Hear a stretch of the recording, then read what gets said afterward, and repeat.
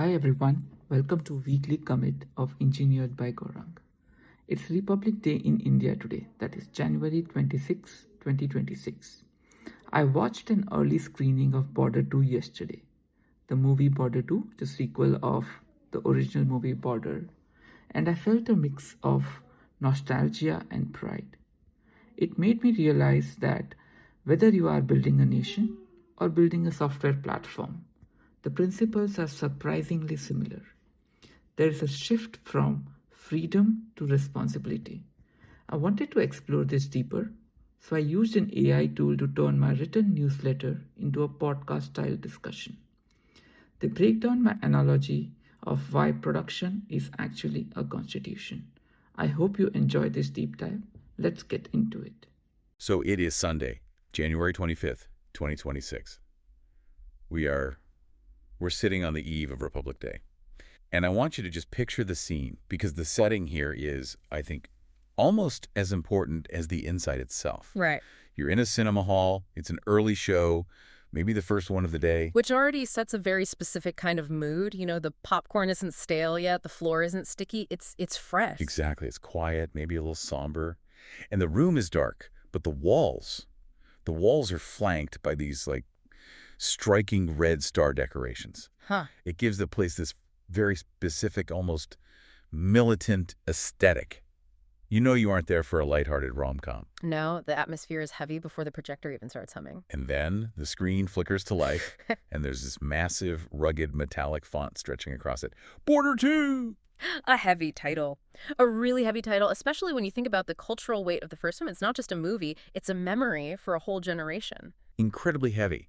And the source material we're digging into today, it describes this moment so vividly. There's this soulful, patriotic music that's just filling the silence. And the person sharing this, our source, describes a physical sensation that I think, everyone has felt at least once. A lump in the throat. Yeah, that raw emotional weight. It's nostalgia, it's history, it's the sheer gravity of the subject. War, borders, sacrifice. Right.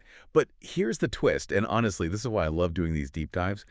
We are not here to review a movie. Not at all. We are going to talk about cinematography or box office numbers or the acting. No, we're here because the person sitting in that theater feeling that lump in their throat, they weren't just a casual moviegoer, they were a senior software engineer. Yes. And while watching a film about war and borders, their brain made this huge, almost bizarre philosophical leap to software engineering. It sounds wild, doesn't it? Connecting nation building with soldiers on a border to writing code and deploying to a server. I mean, on the surface, they're polar opposites. Totally. You think of coding, you think of a Herman Miller chair, noise-canceling headphones, maybe a latte. Not a battlefield. It seems like a stretch, but when you actually dig into the notes they made, which they titled The Republic of Code, it starts to make this uncanny amount of sense. The source argues that the emotional architecture of building a nation and building a robust software platform, they're surprisingly similar. So that is our mission for this deep dive. We're going to unpack that leap. We're going to look at how a war movie sparked a realization about production, about loyalty, and the big one, why your code isn't just text, it's actually a constitution. I love this concept. Let's decode it. Let's start with the person in the seat. The source identifies as an expat, an expatriate. Which is a crucial piece of context. Now, why do you think that matters so much here? Is it just, about missing home? It's deeper than that, I think. Think about the date. January 26th, Republic Day in India. For an expatriate, these national holidays just hit differently. When you're inside the country, it's a holiday, maybe a parade on TV, a day off, it's routine. But when you're away, it becomes an identity. Right. The source explicitly mentions that unique emotion. They wrote, "You realize that patriotism isn't defined by geography. You don't need to stand on the soil to feel the weight of it." That's the key phrase right there. The connection is absolute, regardless of the miles. In fact, I think distance doesn't dilute the loyalty. Sometimes it actually clarifies it. It clarifies it. How so? You feel the obligation more because you aren't there physically. You have to actively hold on to it. It's a conscious choice. And this is where the engineer brain kicked in. Because they took that feeling, that loyalty across distance, and just mapped it right onto their daily job. Right. Because if you think about modern software engineering, what is it? It's almost entirely defined by distance. You mean like remote work? Zoom calls and Slack. Well, that's part of it, the logistics, but I mean something deeper. Philosophically, I'm talking about the distance between the creator and the user. An engineer sits in a dark room, maybe miles away, maybe continents away from the person who actually uses their software. They might never meet that user, never see their face. That's so true. You see a user ID in a database or a session token in a log or a complaint ticket. You don't see the person. It's an abstraction. Exactly. But the obligation is still there. Just like the expat is loyal to the motherland they aren't standing on, the engineer remains loyal to the end user they can't see. The source puts it beautifully. The obligation to serve them is absolute. That is a really grounding way to think about it. We usually think of coding as logic, math, syntax. It's very cerebral, very cold. Right. But framing it as an act of loyalty to someone you can't see, that humanizes the whole stack. It does. It shifts the perspective from I'm building a product for a company to I'm serving a community of people.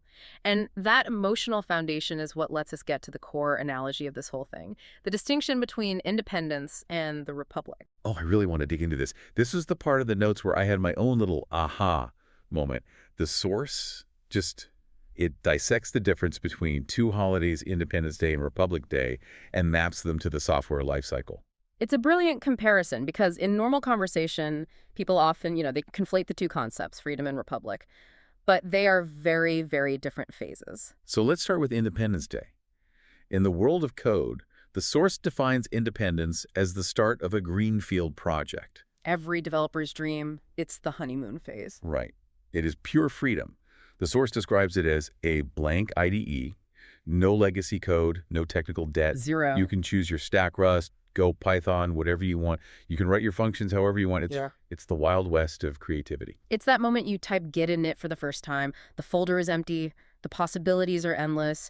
You aren't beholden to anyone else's bad decisions from 3 years ago. You are independent. You are the master of your domain. It sounds perfect. It sounds like where everyone wants to stay. Right. But this is where the source makes that critical distinction.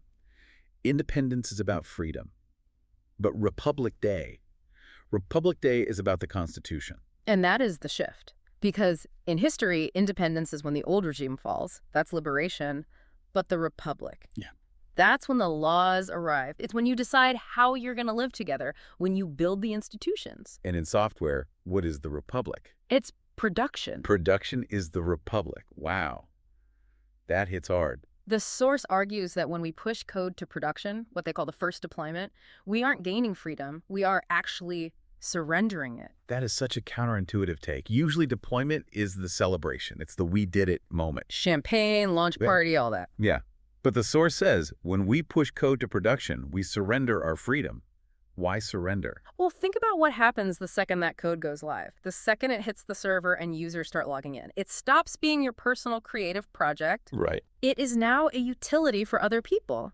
And because it serves people, it has to follow rules. It has to abide by a constitution. And the source actually lists the articles of this software constitution. It's not just a vague metaphor. They break it down into the laws we have to follow. No, it's very specific. Article 1, service level agreements, SLAs. Okay, explain that for the non-engineers listening. What's an SLA in this analogy? An SLA is a solemn promise. It's a contract that says this service will be available 99.9% of the time. If you break that promise, you don't just have a bug. You're violating the constitution of that relationship. You are failing the citizen. So in the Greenfield phase independence, I can write a messy function. I can restart the server whenever I want because, hey, it works on my machine. Correct. If it crashes on your laptop, you just reboot. No harm done. You're free. But in the Republic in production, that code has to survive the real world. You can't just restart the server if 10,000 people are trying to check out their shopping carts. Your freedom to just restart is gone. Gone. What are the other articles? Security and compliance. Yeah. That's a huge one. Huge. In your sandbox, in your independence phase, you might hard code a password just to test something quickly. You might leave a port open. Sure, yeah. In the Republic. That's a felony, metaphorically speaking. Right, because now real data is flowing, real people. Exactly. You have to protect the user's data. You have GDPR, you have encryption standards. These are the laws that protect the citizens, the users. The source notes a real shift in emotion here. It says, it stops being an idea and becomes a utility for the people. It's no longer about what the engineer wants to write. It's about what the people need. It's a shift from rights to duties. That is perfectly put. When you're coding alone, you have rights. the right to choose your variable names, the right to structure your files how you like. When you deploy, you have duties. The duty of uptime, the duty of speed, the duty of privacy. And once you frame it that way, it really changes how you look at the dreaded concept of legacy code. Oh, absolutely. Because engineers love to complain about legacy code. Oh, this is old, this is messy, let's just rewrite it. But in the context of the Republic, In the context of the Republic, legacy code is just. It's precedent. It's the established law. It's the infrastructure that has been working for years. You can't just tear it up because you found a shiny new framework on Twitter. right? People rely on that old commit. It's supporting the economy. It's the roads and bridges of the digital nation. Man, that really raises the stakes of hitting that merge button. Yeah, You aren't just updating a file, you're ratifying an amendment to the Constitution. it absolutely raises the stakes. You have to treat it with the reverence of a lawmaker, not just a tinkerer. You have to ask, is this amendment going to break the system? And speaking of breaking the system, that brings us to the next big segment. Because eventually, no matter how good the Constitution is, the Republic comes under attack. The outage. The outage, the P0, the red alert. And this is where the source loops right back to the movie, Border 2. We have visuals from the cinema hall again. There's this one image on the screen, a wide shot of soldiers. They're dancing in unison, arms in the air. There's this immense, vibrating energy. The camaraderie, you can feel it right through the description. It's that brotherhood forged in high-stakes environments. Yeah.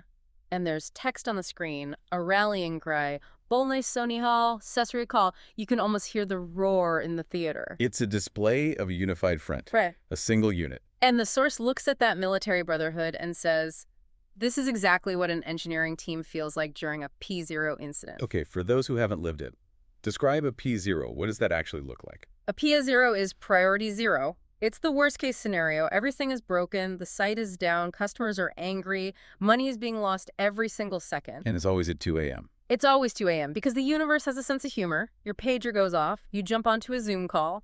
War room, hair messy, adrenaline pumping, coffee brewing. The war room. Even the terminology is the same. We literally use military language in tech. We do. We have war rooms, postmortems, triage. When the Republic, your production environment is down, it feels like your territory is under threat. And the source describes the strategy: divide and conquer. Okay, break that down. How does that map? Well, in the movie, you have tactical units covering different flanks. In an outage, you do the same. You can't have everyone yelling at once. You assign roles. The source says one team handles diplomacy. Diplomacy. In a tech outage.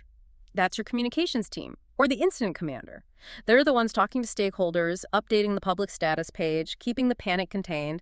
They are buying time. They are the negotiators. Holding off the pressure so the team can work. Exactly. And the other team... Call lines. The other team is on the front lines. They are in the logs, hunting the bug, patching the breach. They're the special forces. They're looking at stack traces, trying to figure out what went wrong. Now, I want to play devil's advocate for a second. The source draws a really sharp contrast here with the stakes. Yeah.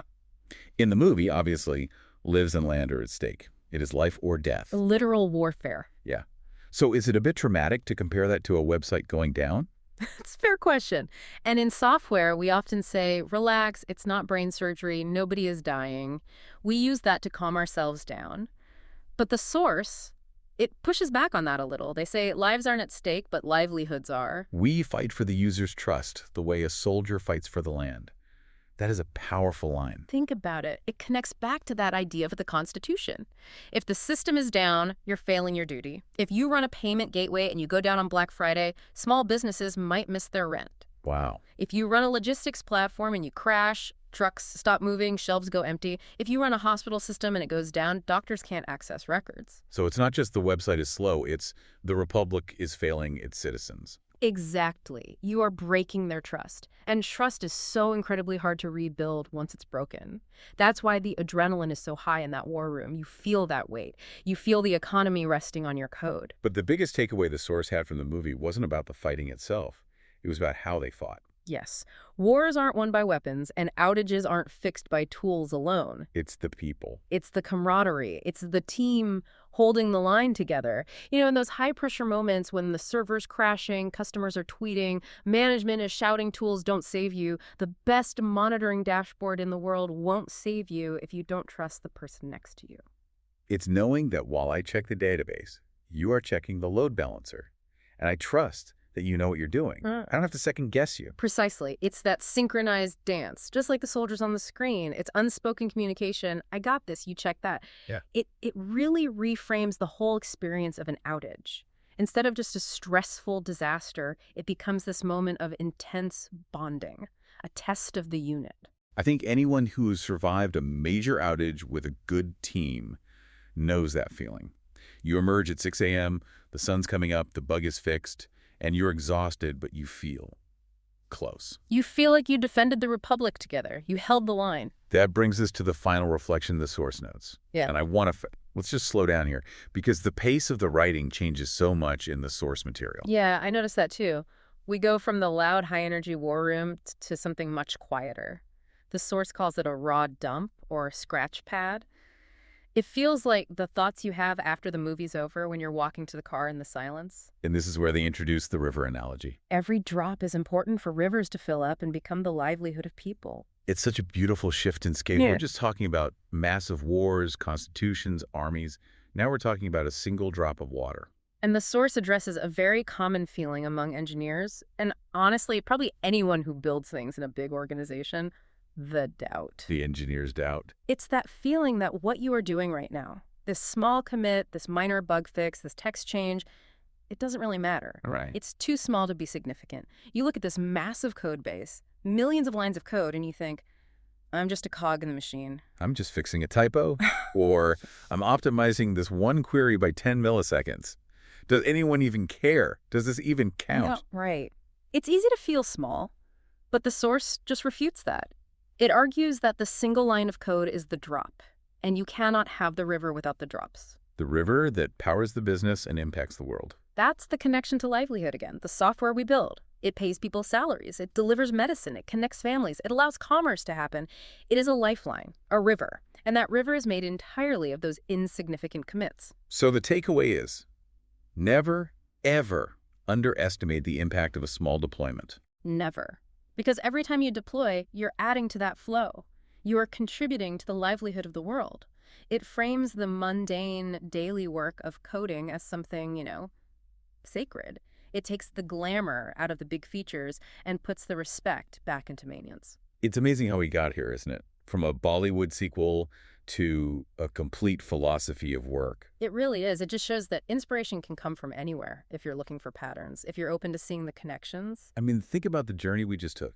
We started in a cinema seat on January 25th, watching Border 2. Yeah. We felt that lump in the throat, that connection to something bigger. We traveled through the excitement of Independence Day, that Greenfield freedom where anything is possible. Then we hit the reality of the Republic, the duty of the Constitution, the SLAs, the surrender of freedom for the sake of service. We fought through the war room, seeing an outage not as a technical failure, but as a battle for trust, fueled by camaraderie. And we ended up at the river, realizing that every tiny drop of code sustains the entire ecosystem.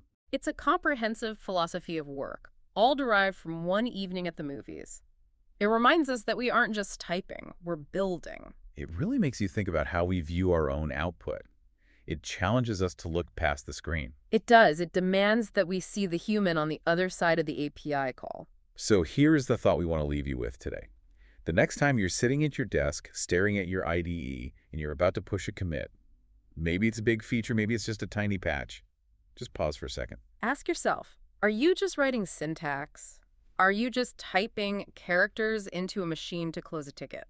Or are you upholding the constitution of your user's livelihood? Because if you're doing the latter, then even the smallest line of code is an act of nation building. And that is a powerful way to work. Thanks for diving deep with us today. See you on the next one. That was the deep dive on the Republic of Code. Remember, never underestimate a small bug fix. Just like a soldier holds a line, your code holds the system together.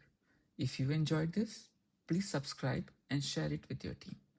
Happy Republic Day, Jai Hind, happy coding.